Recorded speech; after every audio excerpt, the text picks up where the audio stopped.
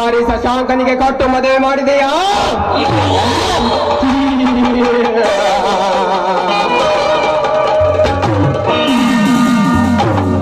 ಅವರು ಈ ಊರಿನಲ್ಲಿ ಹೇಗೆ ಸುಖ ಜೀವನ ಸಾಗಿಸುತ್ತಾರೆಂದು ನಾನು ನೋಡಿಯೇ ಬಿಡುತ್ತೇನೆ. ನಾನು ಅನುಭವಿಸಬೇಕಾದ ಹೆಣ್ಣು ಇಂದು ಆ ಬಡ ಭಿಕಾರಿ ಸತೀಶನ ಹೆಂಡತಿಯ.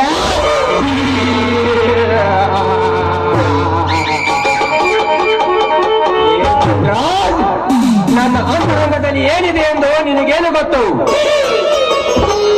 ನಾನೆಂದು ಅಹಂಕಾರದಿಂದ ಮೆರೆಯುತ್ತಿರುವೆನಾ?